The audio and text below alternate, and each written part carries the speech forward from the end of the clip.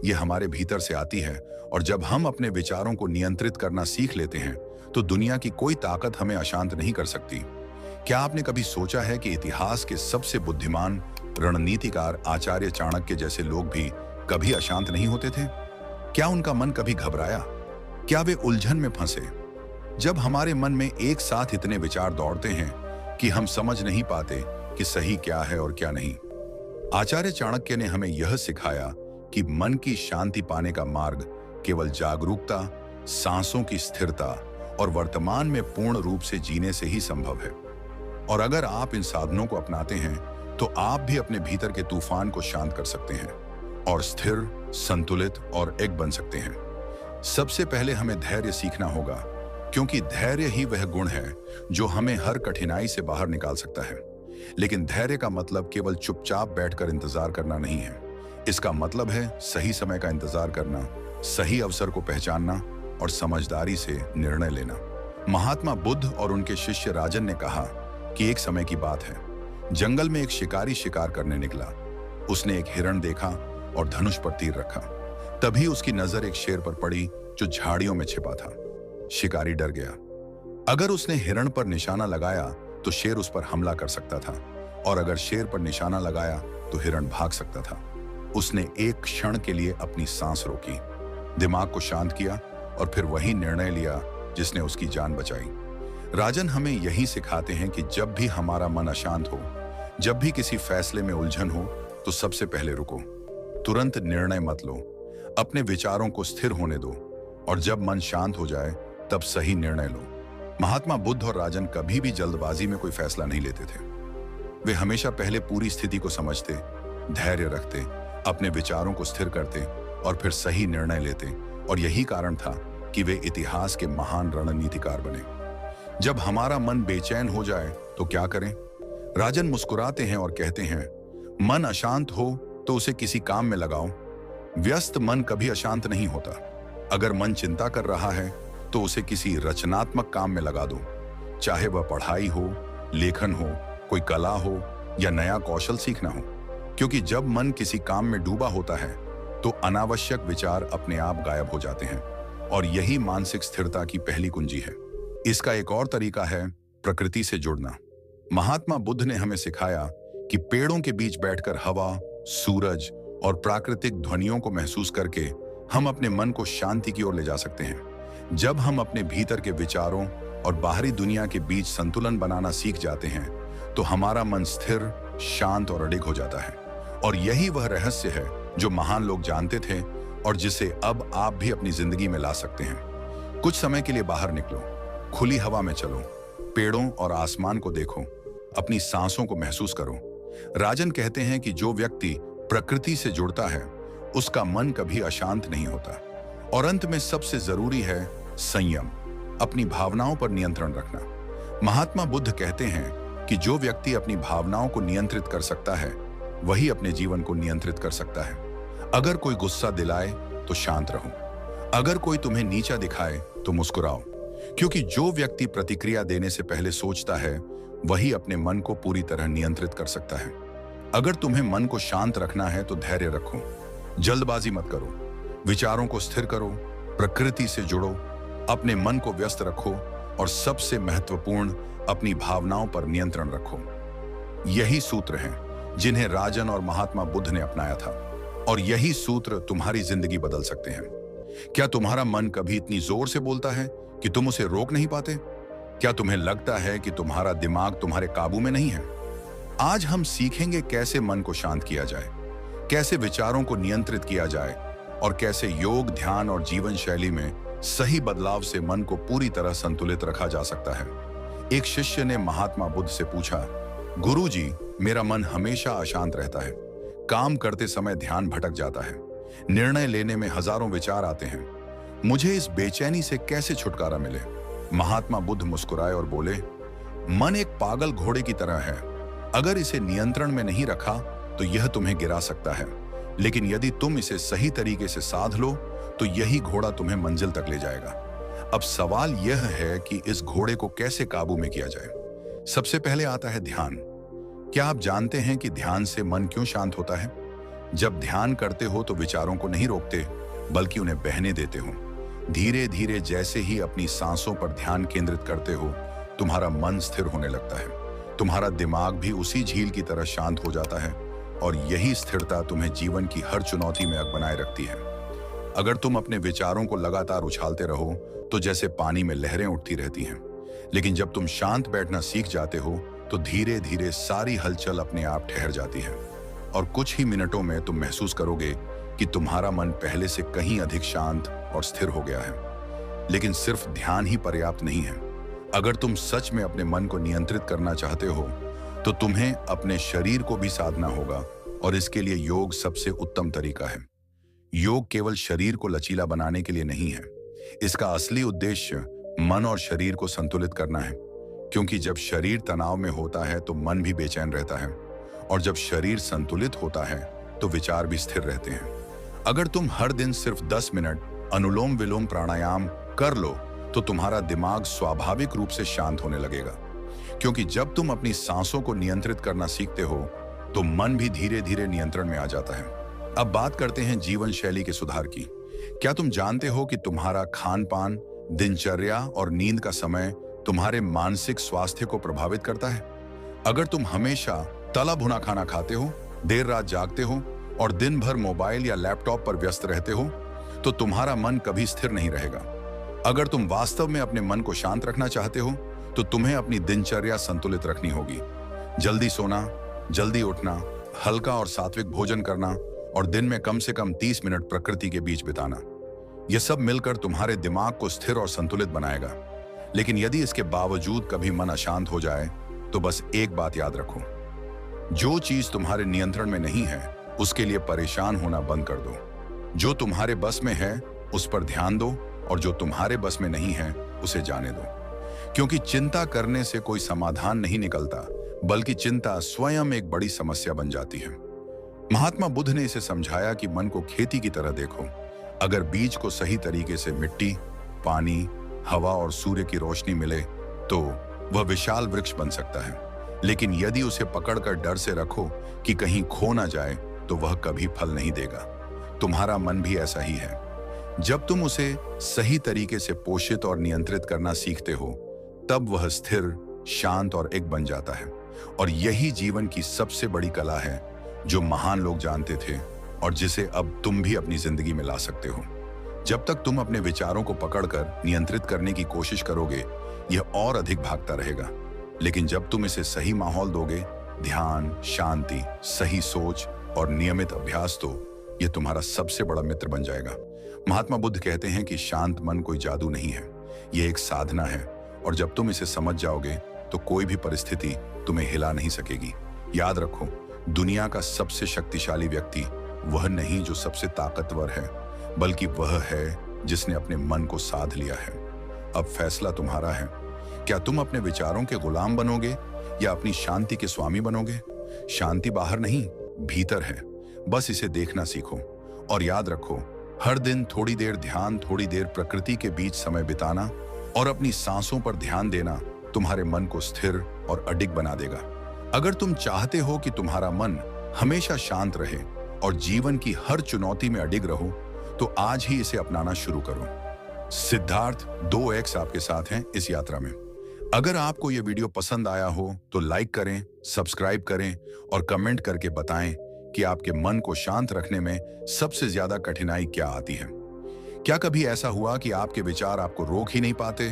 और अगर आप जानना चाहते हो कि कैसे छोटे छोटे बदलाव आपकी जिंदगी बदल सकते हैं तो पूरा वीडियो जरूर देखें, क्योंकि यह सिर्फ शांति की कहानी नहीं बल्कि आपके जीवन को स्थिर और मजबूत बनाने की कला है। रुकिए, एक पल के लिए रुकिए। जो कुछ भी आप अभी देख रहे हैं, ये दुनिया, ये तकनीक, ये व्यवस्था, क्या आपने कभी सोचा ये सब शुरू कहां से हुआ? बुद्ध कहते हैं, खेल बाहर नहीं, मन के भीतर मरीज शुरू होता है। आज इंसान सब कुछ जीतना चाहता है, लेकिन एक सवाल है, अगर मन ही भटक रहा हो तो सफलता किसके हाथ में जाएगी? आप मेहनत भी कर रहे हैं, फिर भी मन अशांत क्यों है? परिणाम क्यों फिसल जाते हैं? कभी ऐसा लगा है अब मैं शांत रहूंगा, लेकिन अगले ही पल वही विचार, वही बेचैनी। सच कड़वा है, पर यही सत्य है। मनुष्य का सबसे बड़ा शत्रु कोई और नहीं, उसका अपना मन है। हम अपने फोन के हर फीचर को जानते हैं, लेकिन उस यंत्र को नहीं समझते जो हर निर्णय लेता है, हमारा मस्तिष्क। और जब यही मन नियंत्रित नहीं होता तो जीवन बिखरने लगता है। कठिन समय आता है, सब कुछ हाथ से फिसलता हुआ लगता है, और तब सवाल उठता है, मेरे साथ ही ऐसा क्यों? बुद्ध ने कहा था, जिसने मन को समझ लिया उसने जीवन की दिशा बदल ली। लेकिन क्या आपने कभी सोचा कि मौन सिर्फ चुप रहना नहीं, बल्कि सबसे गहरी शक्ति हो सकता है? आज की यह यात्रा कोई साधारण ज्ञान नहीं है, यह उस रहस्य की ओर पहला कदम है जो 2500 साल पहले गया के जंगलों में प्रकट हुआ था। जब सिद्धार्थ गौतम ने जाना कि दुख का कारण बाहर नहीं, मन के भीतर है। अगर आप सिर्फ सुनना चाहते हैं तो यह वीडियो यहीं रुक जाएगा, लेकिन अगर आप अपने मन के स्वामी बनना चाहते हैं तो यह यात्रा आपकी जिंदगी बदल सकती है। तो चलिए मन के इस महासागर में पहला गहरा गोता लगाते हैं। एक दिन पीपल के वृक्ष की छाया में बैठे महात्मा बुद्ध ने जीवन का सबसे निर्णायक निर्णय लिया। उन्होंने बाहरी संसार की खोज को विराम दिया और भीतर की यात्रा शुरू की। उन्होंने पहली बार अपने मन को बिना रोके, बिना जज किए केवल साक्षी बनकर देखना शुरू किया, और उसी गहन ध्यान में उन्हें वह सत्य दिखाई दिया जिसने मानव चेतना की दिशा बदल दी। उन्होंने जाना कि संसार, सुख, दुख, भय और आशा कोई बाहर की घटनाएं नहीं, बल्कि मन की ही रचनाएं हैं। तभी महात्मा बुद्ध ने अपने शिष्यों से कहा कि हर अनुभव की शुरुआत मन से होती है। मन ही मूल्य है और मन ही निर्माता है। आज हम जो हैं वह हमारे विचारों की ही परछाई है। इस एक वाक्य में जीवन का सबसे गहरा रहस्य छिपा है, जिसे आज लोग आकर्षण के नियम के नाम से जानते हैं, लेकिन बुद्ध इसे सदियों पहले समझ चुके थे। अब मन को समझने के लिए चलिए एक कथा में प्रवेश करते हैं। एक समय की बात है, एक शक्तिशाली सम्राट था जिसके पास एक अद्भुत तेज और स्वच्छंद घोड़ा था, जिसका नाम उसने नील रखा था। नील सुंदर था, लेकिन पूर्णतः बेकाबू। कोई भी उस पर सवार होने का साहस नहीं कर पाता था। बड़े बड़े योद्धा असफल हो गए और सम्राट निराश हो उठा। तभी एक दिन एक युवा भिक्षु जिसका नाम आनंदित था, दरबार में आया और बोला कि वह इस घोड़े को साध सकता है। सम्राट मुस्कुराया, क्योंकि जहां तलवारें हार गई थीं, वहां एक भिक्षु कैसे सफल होता। लेकिन आनंदित ने शांत स्वर में कहा कि शक्ति बल में नहीं, समझ में होती है। वह नील के पास गया, न उसे डराया न दंड दिया, बस उसकी आंखों और चाल को ध्यान से देखा और समझ गया कि नील अपनी ही चलती परछाई से भयभीत है। आनंदित ने धीरे से लगाम थामी और घोड़े का मुख सूर्य की ओर मोड़ दिया, जिससे परछाई पीछे चली गई। भय लुप्त हुआ और घोड़ा शांत हो गया। उसी क्षण वह घोड़ा जो असंभव लगता था, आज्ञाकारी बन गया। यह कथा केवल घोड़े की नहीं है। यहाँ सम्राट आप हैं, नील आपका मन है, और वह परछाई आपके डर, शंकाएं और नकारात्मक विचार हैं। मन अत्यंत शक्तिशाली है। सही दिशा मिले तो वह आपको किसी भी शिखर तक पहुंचा सकता है, लेकिन जब वह अपनी ही परछाइयों से डरने लगे तो वही शक्ति बंधन बन जाती है। महात्मा बुद्ध हमें यही सिखाते हैं कि मन को दबाना नहीं है, समझना है, क्योंकि जिस दिन आपने मन को देखना सीख लिया, उसी दिन आपने जीवन की लगाम अपने हाथ में ले ली। जब मन अपनी ही परछाइयों से भयभीत होकर बेकाबू दौड़ता है तो हम उसे दबाने, खींचने या उससे लड़ने लगते हैं, लेकिन जितना संघर्ष बढ़ता है उतना ही वह हमें गिराता है। महात्मा बुद्ध की शिक्षा उस शांत साधक की तरह है जो कहती है कि मन को जीतना युद्ध से नहीं, बल्कि समझ से होता है। जब मन का रुख सत्य और सकारात्मकता की ओर मोड़ दिया जाता है तो भय की परछाई अपने आप पीछे छूट जाती है। अब एक पल ठहरिए और ईमानदारी से स्वयं से पूछिए कि क्या आपके हाथ में आपके मन के घोड़े की लगाम है, या वह आपको अपनी इच्छा से इधर उधर ले जा रहा है? क्या आप क्रोध, डर और लालसा को देख पाते हैं, या वे आपको अपने साथ बहा ले जाते हैं? यदि आपको लगता है कि अब समय आ गया है नियंत्रण अपने हाथ में लेने का, तो मन ही मन यह संकल्प दोहराइए कि आप अपने विचारों के साक्षी बनेंगे, और जो गहरी साधना चाहते हैं वे हमारे विशेष सत्रों से जुड़कर मन को समझने की बौद्ध विधियों पर आगे बढ़ सकते हैं। महात्मा बुद्ध ने एक गंभीर चेतावनी दी थी कि अनियंत्रित मन बाहरी शत्रु से भी अधिक हानि पहुंचा सकता है, पर वही मन जब साध लिया जाए तो सबसे बड़ा हितैषी बन जाता है। माता पिता जीवन देते हैं और सहारा देते हैं, लेकिन साधा हुआ मन आपको शांति, स्पष्टता और परम सुख की दिशा में ले जाता है। इसे समझने के लिए एक घटना पर ध्यान दीजिए। बुद्ध के काल में वन क्षेत्र में रहने वाला एक भयभीत और भ्रमित व्यक्ति था, जिसका नाम हमने यहाँ विक्रम रखा है। उसका मन उग्र विचारों से भरा था और वही विचार उसे विनाश की ओर खींच रहे थे। एक दिन महात्मा बुद्ध उसी मार्ग से गुजरे। लोगों ने रोकने की कोशिश की, लेकिन बुद्ध शांत कदमों से आगे बढ़े। विक्रम ने देखा कि यह साधक डर नहीं रहा। उसने आवाज लगाई और प्रश्न किया। तब बुद्ध ठहरे और करुण दृष्टि से बोले कि मैं तो बहुत पहले रुक चुका हूं। मैंने क्रोध और हिंसा से विराम ले लिया है। प्रश्न यह है कि तुम कब रुकोगे? उसी क्षण विक्रम के भीतर कुछ पिघल गया। उसे पहली बार समझ आया कि उसका असली शत्रु बाहर नहीं, बल्कि उसका अपना भटका हुआ मन था। और उसी समझ से परिवर्तन की यात्रा शुरू हुई। महात्मा बुद्ध के कहे हुए वे कुछ शांत शब्द बिजली की तरह उस अशांत आत्मा के भीतर गूंज गए और पहली बार उसे अपने ही मन का आईना दिखाई दिया।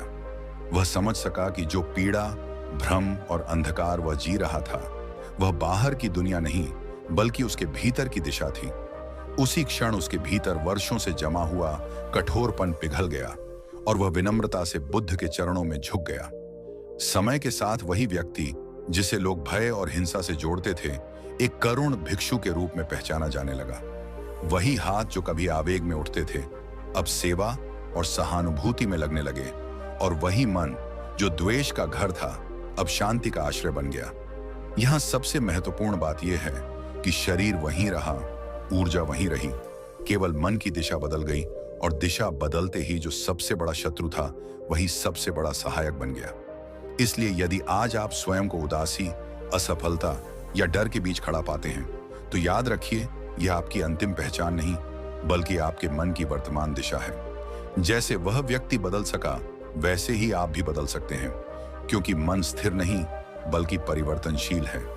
अब पिछले 24 घंटों को शांत भाव से याद कीजिए और देखिए कि आपका मन आपसे मित्र की तरह बात कर रहा था या कठोर आलोचक की तरह।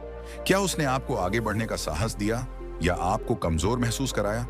जिस दिन आप अपने मन की भाषा पहचान लेते हैं, उसी दिन बदलाव की शुरुआत हो जाती है। यदि आप मानते हैं कि परिवर्तन संभव है, तो इस विचार को स्वीकार कीजिए और आगे बढ़िए। अब महात्मा बुद्ध की उस शिक्षा की ओर चलें जो आज भी आधुनिक विज्ञान को सोचने पर मजबूर करती है। बुद्ध कहते हैं कि मन ही संसार है, और जिसे हम बाहरी वास्तविकता कहते हैं, वह भीतर के विचारों की ही छाया है। इसे समझने के लिए एक प्रतीकात्मक कथा सुनिए। प्राचीन काल में एक शासक ने मानव मन की शक्ति को परखने के लिए एक प्रयोग किया। उसने 2 बंदियों को चुना और दोनों के लिए अलग अलग वातावरण बनाया। पहले व्यक्ति को उजाले, स्वच्छता और सकारात्मक संवाद से भरे कक्ष में रखा गया और उसे आशा से भरे संदेश दिए गए कि समय के बाद उसे मुक्ति मिलेगी। दूसरे व्यक्ति को उदास वातावरण में रखा गया, जहां भय और नकारात्मकता के संकेत बार बार दोहराए गए और उसे अनिश्चित भविष्य की बातें सुनाई गईं। वास्तविकता यह थी कि अंत में दोनों को समान साधारण जल ही दिया जाना था। ना कोई विशेष पेय था और ना कोई हानि। यह प्रयोग इस बात का संकेत था कि अनुभव से पहले ही मन परिणाम गढ़ लेता है। समय बीतता गया और 1 महीने के भीतर दोनों व्यक्तियों की स्थिति बदलने लगी। पहला व्यक्ति जो आशा और विश्वास के साथ जी रहा था, उसका चेहरा उज्जवल हो गया, शरीर में स्फूर्ति लौट आई और मन शांत रहने लगा। जब उसे अंत में वही साधारण जल दिया गया, तो उसे पीते ही उसे ऐसा अनुभव हुआ मानो उसके भीतर नई ऊर्जा प्रवाहित हो गई हो। दूसरी ओर वह व्यक्ति जो भय और आशंका में जी रहा था, धीरे धीरे भीतर से टूटता चला गया। उसका शरीर कमजोर हो गया और मन निरंतर ध्यान।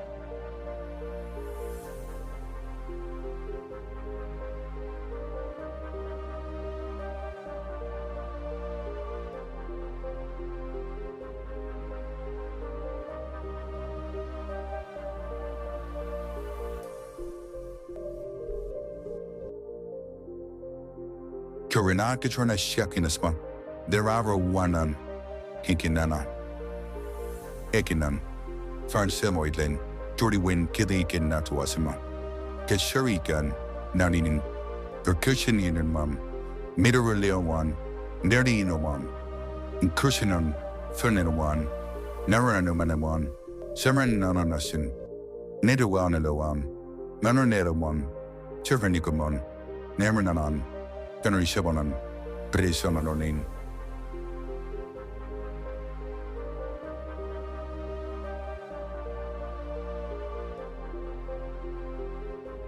डर से भरा रहा और जब उसे भी वही साधारण जल दिया गया तो उसका मन पहले ही हार मान चुका था। वास्तविकता यह है कि उसे पानी ने नहीं बल्कि उसके विश्वास ने पराजित किया, क्योंकि जब मन किसी विचार को पूर्ण सत्य मान लेता है तो शरीर उसी के अनुसार प्रतिक्रिया करता है। पहले व्यक्ति के लिए वही जल औषधि बन गया और दूसरे के लिए वही अनुभव विनाशकारी सिद्ध हुआ। यह कोई दूर की कथा नहीं बल्कि हमारे दैनिक जीवन की सच्चाई है। आप अपने बारे में जो भी बार बार सोचते हैं वही धीरे धीरे आपकी पहचान बन जाता है। यदि मन लगातार कहता रहे कि मैं कमजोर हूं, मेरे साथ हमेशा गलत होता है, तो अनजाने में वही दिशा मजबूत होने लगती है। महात्मा बुद्ध ने इसे सम्यक संकल्प कहा था, अर्थात अपने विचारों को सजगता से चुनना। अभी एक क्षण रुककर उस विचार को पहचानिए जो आपको सबसे अधिक परेशान करता है और कल्पना कीजिए कि वह विचार एक कागज पर लिखा हुआ है। अब शांति से उस कागज को अपनी चेतना में विलीन होते हुए देखें और उसकी जगह एक नया विचार स्थापित करें कि मैं सक्षम हूं और मैं परिवर्तन कर सकता हूं। यह अभ्यास सरल है, लेकिन निरंतर किया जाए तो गहरी छाप छोड़ता है और यह तो केवल शुरुआत है। अब हम उस गहराई की ओर बढ़ रहे हैं जहां अवचेतन मन की शक्तियां कार्य करती हैं। महात्मा बुद्ध इसे चेतना का भंडार कहते थे। जैसे समुद्र में तैरता हिमखंड जिसका छोटा सा भाग ऊपर दिखाई देता है और विशाल हिस्सा नीचे छिपा रहता है, उसी तरह हमारा चेतन मन सीमित है, लेकिन अवचेतन मन हमारी आदतों, प्रतिक्रियाओं और जीवन की दिशा तय करता है। इसीलिए जब हम कहते हैं कि मैं ऐसा नहीं करना चाहता था फिर भी हो गया, तो वास्तव में वही गहरे संस्कार कार्य कर रहे होते हैं। और आगे हम यही समझेंगे कि इस अवचेतन स्तर को बुद्ध ने कैसे शुद्ध और पुनः व्यवस्थित करने की शिक्षा दी। वर्षों से भय, क्रोध और असफलता की परतें जब मन में जम जाती हैं तो वही हमारी आदत और स्वभाव बन जाती हैं। और महात्मा बुद्ध ने इस गहरी प्रोग्रामिंग को बदलने के लिए जिस सबसे प्रभावशाली विधि का मार्ग दिखाया उसे सती पठान कहा, जिसे आज सजगता और ध्यान के नाम से जाना जाता है। बुद्ध का संदेश सीधा था कि नकारात्मक विचार आए तो ना उसे दबाओ और ना उससे संघर्ष करो, बस उसे देखो जैसे कोई प्रहरी शांति से खड़ा होकर आने जाने वालों को देखता है। जैसे ही आप किसी विचार को बिना जज किए केवल देखने लगते हैं, उसकी पकड़ ढीली पड़ने लगती है। यही वह सूक्ष्म सूत्र है जहां देखना ही मुक्त होना बन जाता है। इसे अभी के जीवन में आजमाइए। अगली बार जब क्रोध उठे तो प्रतिक्रिया देने से पहले एक क्षण ठहर कर भीतर कहिए कि मैं देख रहा हूं कि मेरी सांस तेज हो रही है और शरीर में गर्मी बढ़ रही है। केवल इस सजगता से ही वह क्रोध धीरे धीरे पिघलने लगता है और समय के साथ अवचेतन मन की पुरानी आदतें बदलने लगती हैं। महात्मा बुद्ध ने एक और महत्वपूर्ण बात सिखाई थी कि अवचेतन मन तर्क से नहीं बल्कि दोहराव से सीखता है। यदि आप प्रतिदिन पूरे भाव के साथ स्वयं से कहें कि मैं शांत हूं, मैं सक्षम हूं और मेरा जीवन सही दिशा में बढ़ रहा है, तो यह वाक्य धीरे धीरे आपके भीतर सत्य बन जाता है और उसी के अनुसार अनुभव आकार लेने लगते हैं। क्या आप इस आंतरिक परिवर्तन के लिए तैयार हैं? यदि हां, तो मन ही मन यह स्वीकार कीजिए कि आप बदल रहे हैं। और अब एक और कथा सुनिए जो आत्मविश्वास को नई ऊंचाई देती है। एक समय महात्मा बुद्ध के एक शिष्य, जिनका नाम हमने यहाँ सुमित रखा है, स्वयं को बहुत साधारण समझने लगे थे और उन्हें लगता था कि वे कभी अपने गुरु जैसी स्पष्टता नहीं पा सकेंगे। वे बुद्ध के पास गए और अपनी हीन भावना प्रकट की। तब बुद्ध उन्हें एक सूखे जलाशय के किनारे ले गए जहां कीचड़ में ढंसी हुई वस्तुएं पड़ी थीं।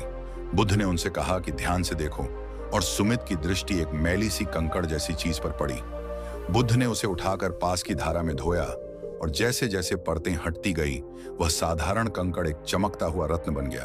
तब बुद्ध ने शांति से कहा कि यही सत्य तुम्हारा भी है।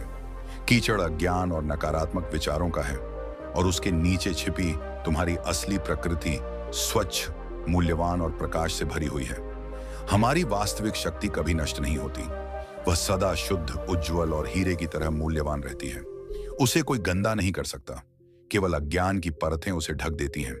और महात्मा बुद्ध हमें यही याद दिलाते हैं कि जिस क्षण जागरूकता का जल उन परतों को छूता है, उसी क्षण हमारी आंतरिक चमक प्रकट होने लगती है। इसलिए यदि आपके ऊपर असफलताओं, भय और मैं नहीं कर सकता जैसे विचारों की धूल जम गई है, तो घबराइए नहीं। आपको कुछ नया बनने की आवश्यकता नहीं है, बल्कि जो आप पहले से हैं उसे पहचानने की आवश्यकता है। एक क्षण रुकिए और अपने भीतर उस शांति और सामर्थ्य को महसूस कीजिए, क्योंकि वही आपकी असली पहचान है। यदि यह अनुभूति आपको छू रही है, तो इस संदेश को उन लोगों तक पहुंचाइए जिन्हें अपनी रोशनी याद दिलाने की आवश्यकता है।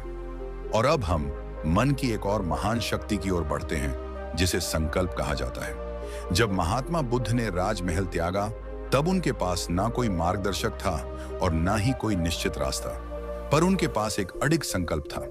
बोधि वृक्ष के नीचे उन्होंने यह निश्चय किया कि चाहे शरीर थक जाए, पर सत्य प्राप्त किए बिना वे इस स्थान से नहीं उठेंगे।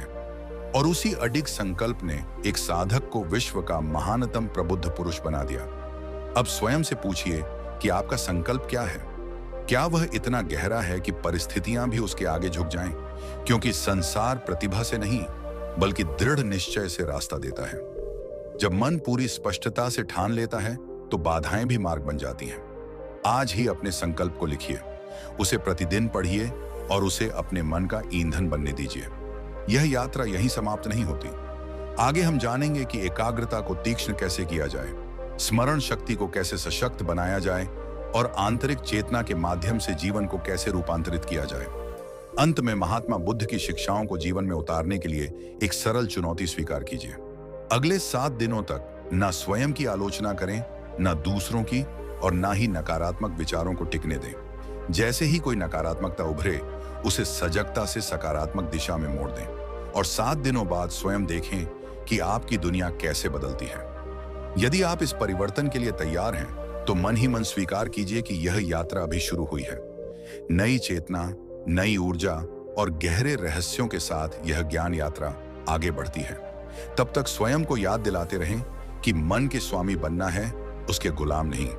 आपके भीतर छिपी उस अपार शक्ति को मेरा नमन और इस यात्रा के लिए आपका धन्यवाद। नमस्कार मित्रों, और स्वागत है एक ऐसी जागरूकता की यात्रा में जो शायद आपके जीवन की सबसे बड़ी क्षमता को जागृत कर दे।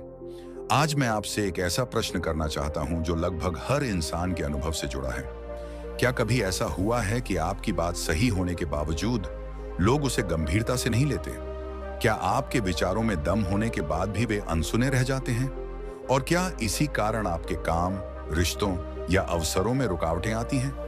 भीतर ही भीतर हम सब चाहते हैं कि जब हम बोले तो सामने वाला केवल सुने ही नहीं, बल्कि हमारे शब्दों को समझे, महसूस करें और उन पर भरोसा भी करें। दूसरों को प्रभावित करने की यह क्षमता आज की दुनिया में सफलता की एक अत्यंत आवश्यक कुंजी बन चुकी है। पर यह शक्ति वास्तव में आती कहां से है? आज हम इसे किसी आधुनिक मंच वक्ता से नहीं, बल्कि इतिहास के सबसे शांत और सबसे प्रभावशाली व्यक्तित्व से सीखेंगे।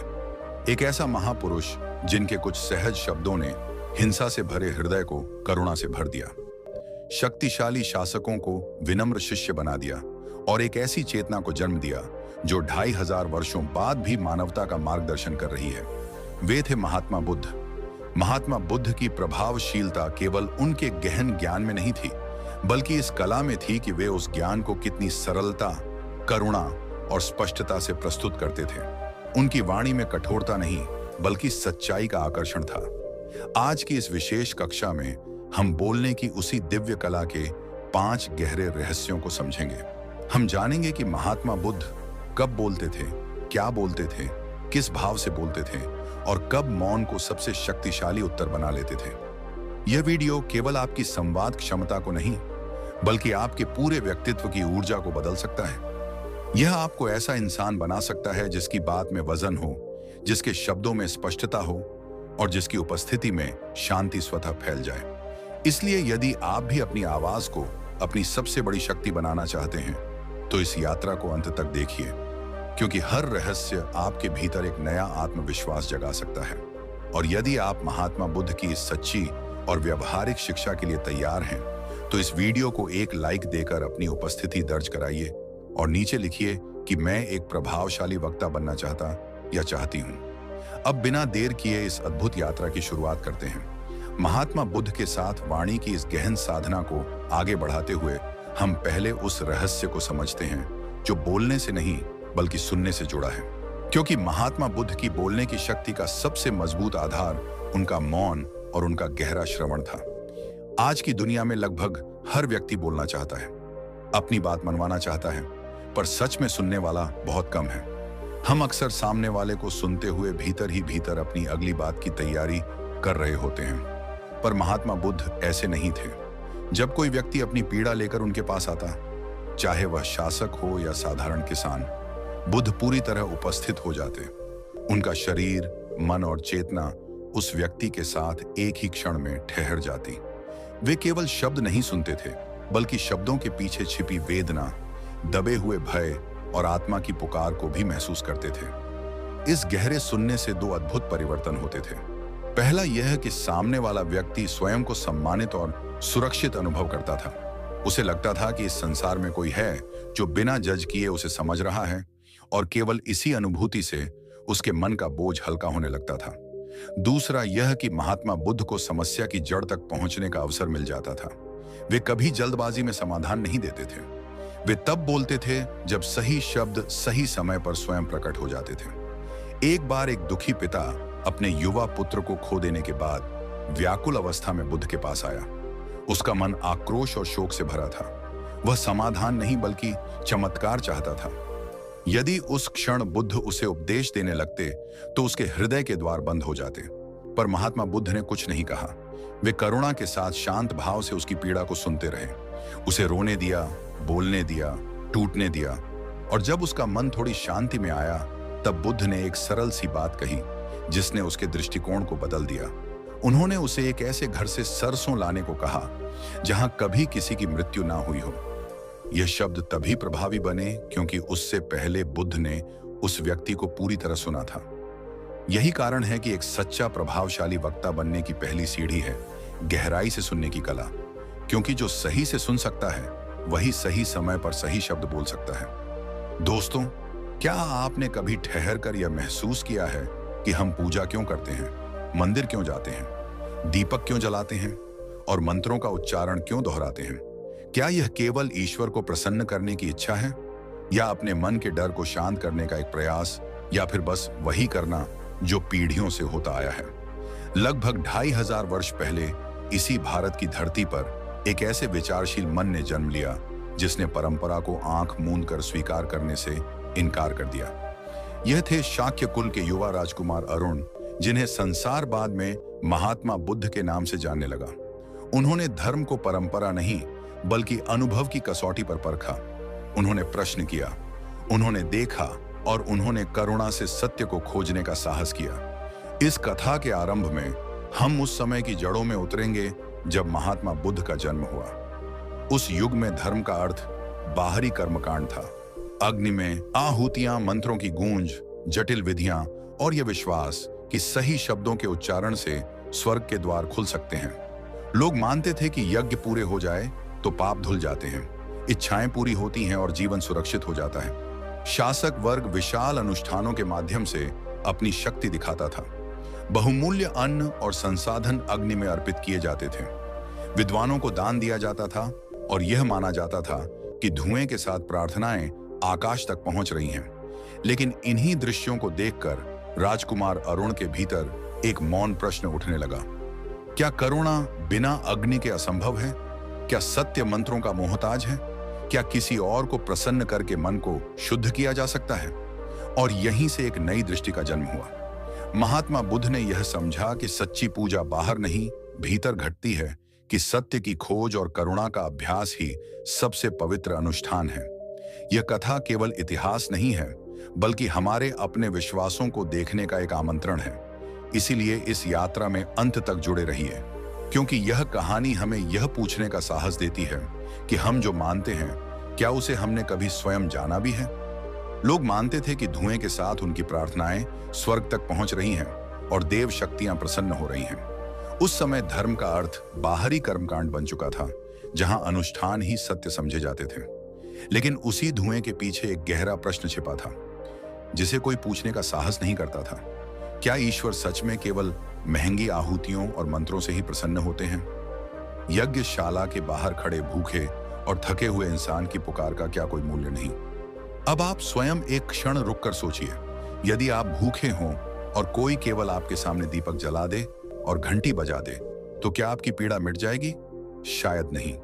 यही प्रश्न उस युग में मौन था। उसी समय शाक्य कुल के युवा राजकुमार नीलार्थ, जिन्हें आगे चलकर संसार महात्मा बुद्ध के नाम से जानने लगा, बचपन से ही अन्य बच्चों से अलग थे। वे खेलों में नहीं बल्कि जीवन के रहस्यों में खोए रहते थे। उनके भीतर करुणा स्वाभाविक रूप से बहती थी। एक दिन उन्होंने महल की खिड़की से देखा कि लोग पूजा के लिए लंबी कतारों में खड़े हैं। किसी के हाथ में फूल हैं, कोई दूध चढ़ा रहा है, कोई घंटियां बजा रहा है। हर चेहरे पर आशा है कि उनकी आवाज ऊपर तक पहुंचेगी। यह दृश्य देखकर बालक नीलार्थ ने अपने शिक्षक से एक सरल लेकिन गहरा प्रश्न किया, गुरुवर, क्या सच में ईश्वर को इन फूलों और अर्पणों की आवश्यकता होती है? क्या उनका हृदय इन वस्तुओं से भरता है? शिक्षक कुछ क्षण मौन रहे और फिर बोले कि यही परंपरा है, यही सदियों से चलता आ रहा है। पर यह उत्तर नीलार्थ के मन को शांत नहीं कर सका। उनके भीतर प्रश्न और गहरे होते चले गए। यदि ईश्वर करुणा का सागर है, तो उन्हें मुरझाने वाली वस्तुओं की आवश्यकता क्यों? यदि वे सर्वशक्तिमान हैं, तो क्या हमारी अर्पण की वस्तुओं से उनकी शक्ति बढ़ती है? और सबसे बड़ा प्रश्न, क्या ईश्वर भूखे हैं कि हमें उन्हें प्रतिदिन भोजन चढ़ाना पड़े? उस समय ऐसे प्रश्न पूछना स्वयं में साहस था, क्योंकि परंपरा पर प्रश्न करना अपराध माना जाता था। लेकिन यही वह क्षण था जब महात्मा बुद्ध की यात्रा ने पहला कदम रखा, जहां उन्होंने सुनी सुनाई मान्यताओं को स्वीकार करने से इनकार किया और सत्य की खोज स्वयं करने का निर्णय लिया। जब नीलार्थ युवावस्था में पहुंचे, जिन्हें आगे चलकर संसार महात्मा बुद्ध के नाम से जानने लगा, तब एक दिन उन्होंने अपने ही महल में आयोजित एक अत्यंत भव्य यज्ञ को अपनी आंखों से देखा। चारों ओर अग्नि की ऊंची लपटें उठ रही थीं, जिनकी गर्मी दूर तक महसूस की जा सकती थी। सैकड़ों पुरोहित गंभीर स्वर में मंत्रों का उच्चारण कर रहे थे, जिनका भाव शायद उन्हें स्वयं भी स्पष्ट नहीं था। सेवक भारी पात्रों में अन्न और घी लाकर अग्नि में अर्पित कर रहे थे, और पूरे वातावरण में यह धारणा गूंज रही थी कि इस यज्ञ से देव प्रसन्न होंगे, पाप मिटेंगे, राज्य सुरक्षित रहेगा और समृद्धि आएगी। पर जहां अधिकांश लोग आंखें मूंदकर श्रद्धा में डूबे थे, वहीं नीलार्थ का हृदय यह दृश्य देखकर भीतर से कांप उठा। उनकी आंखें नम हो गईं और मन में एक तीखी पीड़ा उठी। वे सोचने लगे, यह कैसी भक्ति है और यह कैसा धर्म है, जहां एक ओर राज्य में लोग भूख से जूझ रहे हैं और दूसरी ओर जीवन देने वाला अन्य आग में झोंक दिया जा रहा है। क्या यह देवताओं का सम्मान है या जीवन का अपमान? यदि ईश्वर करुणा के स्वरूप हैं, तो क्या वे इस बाहरी प्रदर्शन से संतुष्ट हो सकते हैं? क्या उन्हें यह नहीं दिखता कि उनके ही बनाए हुए लोग पीड़ा में हैं? और क्या सच में अग्नि में अर्पण करने से भीतर छिपा क्रोध, लोभ, ईर्ष्या और भय समाप्त हो जाता है? यदि ऐसा होता तो संसार अब तक स्वर्ग बन चुका होता। क्या ईश्वर तक पहुंचने के लिए इतना शोर, इतना दिखावा और इतनी बर्बादी आवश्यक है?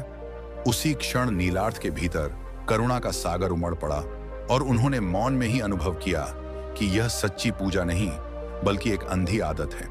यदि भक्ति करनी है तो भूखे को भोजन दो, बीमार को सहारा दो, दुखी के मन को शब्दों से थामो और अपने भीतर के सत्य को पहचानो।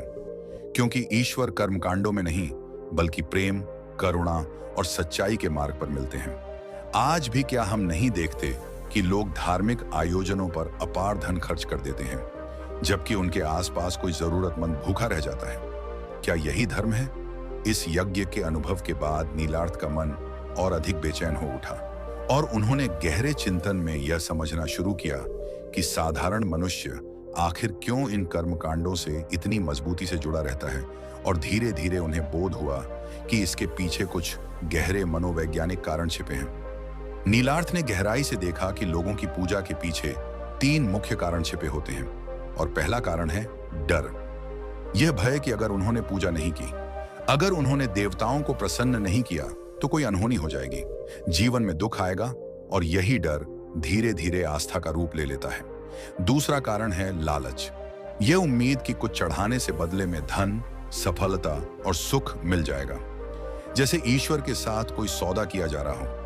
और तीसरा तथा सबसे गहरा कारण है परंपरा का अंधानुकरण। क्योंकि पिता दादा ऐसा करते आए हैं, इसलिए मुझे भी करना है। समाज क्या कहेगा, इस डर से व्यक्ति बिना समझे भीड़ के साथ चल पड़ता है। इन सब को समझने के बाद नीलार्थ के भीतर एक और गहरा प्रश्न उठा कि क्या डर और लालच से किया गया कोई भी कर्म, कोई भी पूजा वास्तव में परम सत्ता तक पहुंच सकती है? क्या वह शक्ति जिसे लोग भगवान कहते हैं, जिसे महात्मा बुद्ध ने करुणा और प्रज्ञा का स्वरूप कहा, उसे डराकर या रिश्वत देकर प्रसन्न किया जा सकता है? और उनके हृदय तथा विवेक ने एक ही उत्तर दिया, नहीं। सच्चा धर्म वह है जिसमें भय नहीं होता, जिसमें लालच नहीं होता, जिसमें सत्य को जानने की ईमानदार जिज्ञासा होती है, जिसमें हर प्राणी के लिए निस्वार्थ करुणा होती है और बिना शर्त प्रेम होता है। उसी दिन से नीलार्थ की दृष्टि में पूजा की परिभाषा बदल गई और उन्होंने कहा, यदि तुम सच में इस अस्तित्व की शक्ति को प्रसन्न करना चाहते हो तो किसी भूखे को भोजन दो, किसी प्यासे को पानी दो, किसी ठंड से कांपते व्यक्ति को वस्त्र दो, किसी टूटे हुए मन को सहारा दो और अपने भीतर छिपे सत्य को पहचानने का प्रयास करो। यही असली पूजा है, यही सच्चा यज्ञ है और यही धर्म का मार्ग है। उन्होंने आगे समझाया कि बाहर मंदिर में दीपक जलाना सुंदर है, लेकिन यदि मन के भीतर अज्ञान और घृणा का अंधकार है तो उस दीपक का कोई अर्थ नहीं। पहले अपने भीतर ज्ञान का प्रकाश जगाओ। घंटी की मधुर ध्वनि अच्छी लगती है, लेकिन यदि मन में क्रोध और द्वेष का शोर है तो उस ध्वनि का क्या लाभ? पहले अपने मन को शांत करना सीखो। मूर्ति पर फूल चढ़ाना आकर्षक है, लेकिन यदि हृदय में करुणा और प्रेम का पुष्प नहीं खिला तो वे फूल कुछ ही समय में मुरझा जाते हैं। और आज मैं आपसे एक प्रश्न पूछता हूं कि आपके अनुसार असली पूजा क्या है? मंदिर में चढ़ावे चढ़ाना या किसी जरूरतमंद के चेहरे पर मुस्कान लाना? नीचे टिप्पणी में अवश्य लिखिए, क्योंकि आपका विचार ही इस यात्रा का सबसे महत्वपूर्ण हिस्सा है। समय के साथ नीलार्थ का यह विश्वास एक चट्टान की तरह दृढ़ हो गया कि जीवन का परम लक्ष्य किसी बाहरी शक्ति को प्रसन्न करना नहीं, बल्कि अपने भीतर छिपे सत्य को पहचानना है। और इसी अडिग संकल्प के साथ उन्होंने एक दिन राजमहल की सारी सुविधाएं, वैभव और सुरक्षित जीवन त्याग दिया और सत्य की खोज में निकल पड़े। वर्षों के गहन आत्म संयम, मौन और ध्यान के बाद जब बोध गया में उन्हें बोध प्राप्त हुआ और नीलार्थ महात्मा बुद्ध बने, तो उन्होंने संसार को जो पहला और सबसे स्पष्ट संदेश दिया वह यही था कि ज्ञान किसी कर्मकांड, किसी पूजा पाठ या किसी बाहरी विधि से नहीं मिला, बल्कि मन को साधने, श्वास के प्रति सजग रहने और जीवन को जैसे है वैसे देखने से मिला है। इसलिए सत्य की खोज करना, करुणा को अपने व्यवहार में उतारना और ध्यान में उतरना ही सच्चा धर्म है। उन्होंने अपने प्रारंभिक शिष्यों से कहा कि किसी पत्थर की मूर्ति में नहीं, बल्कि अपने भीतर मौजूद उस जागरूक चेतना को खोजो। बाहर अग्नि में यज्ञ करने के बजाय अपने भीतर जल रही क्रोध, लोभ और मोह की आग को विवेक और ध्यान से शांत करो। किसी भगवान को मनाने में ऊर्जा मत लगाओ, बल्कि अपने चंचल और अशांत मन को स्थिर करने का अभ्यास करो, क्योंकि जिस दिन मन शांत हो जाता है उसी दिन पूरा अस्तित्व दिव्यता से भरा हुआ प्रतीत होने लगता है। दोस्तों, आज भी हमारे समाज में पूजा पाठ, त्योहार और मंदिर हमारी संस्कृति की सुंदर अभिव्यक्ति है, लेकिन क्या हम कभी रुककर यह पूछते हैं कि क्या इन बाहरी क्रियाओं से हमारे भीतर सच में कोई परिवर्तन आया है? क्या पूजा के बाद हमारा क्रोध कम हुआ, व्रत के बाद हमारा लोभ घटा और तीर्थ यात्रा के बाद हमारा अहंकार हल्का हुआ?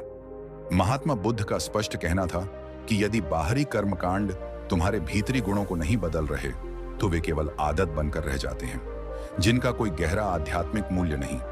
पूजा क्षणिक शांति दे सकती है, लेकिन ध्यान, करुणा और सत्य का मार्ग ही दुखों से स्थायी मुक्ति की दिशा दिखाता है।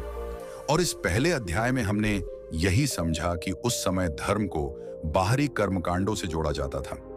कैसे नीलार्थ ने परंपराओं को तर्क और करुणा की कसौटी पर परखा और यह जाना कि सच्ची पूजा डर या लालच से नहीं होती, बल्कि अपने भीतर के सत्य की खोज सभी प्राणियों के प्रति करुणा और निस्वार्थ प्रेम में प्रकट होती है।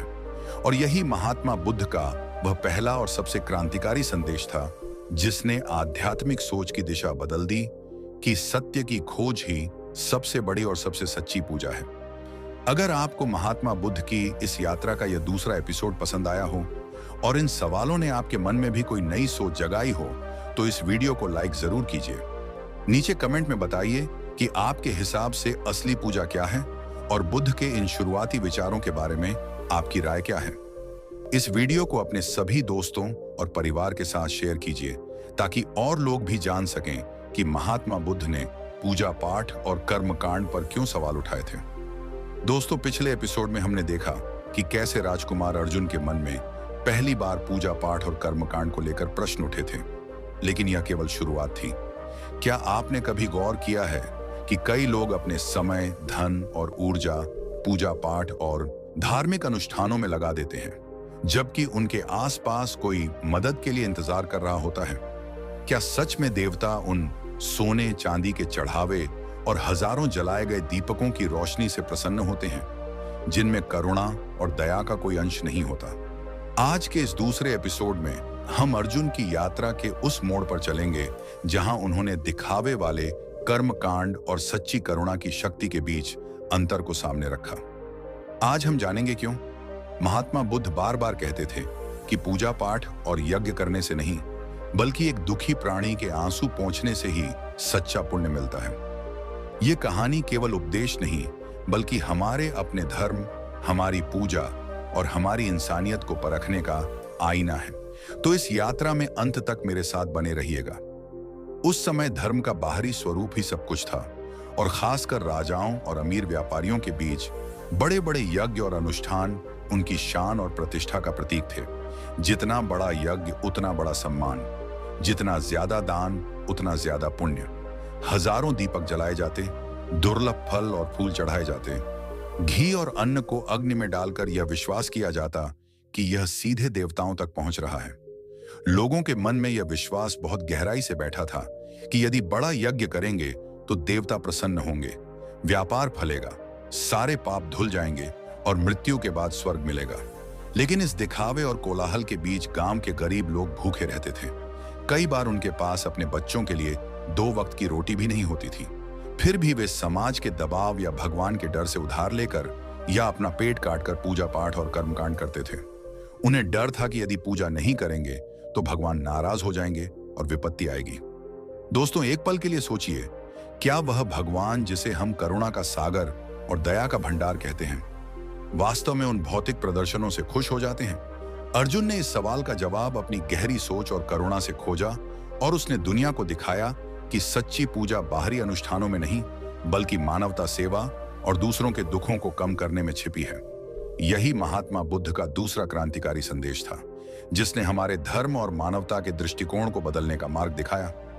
महात्मा बुद्ध अपने शिष्यों के साथ एक दिन भिक्षा के लिए जा रहे थे। तभी अर्जुन ने देखा कि एक घर में बहुत भव्य पूजा की तैयारी चल रही है। घंटियों की मधुर ध्वनि, धूप और अगरबत्ती की सुगंध, तरह तरह के पकवान और सजावट, सब कुछ बाहर से देखकर भव्य लग रहा था। लेकिन उसी घर के आंगन के एक कोने में एक बूढ़ी औरत भूखी और उदास बैठी थी। उसकी आंखों में पीड़ा और उपेक्षा झलक रही थी। महात्मा बुद्ध रुक गए और घर के मालिक से पूछा, यह पूजा किसके लिए हो रही है?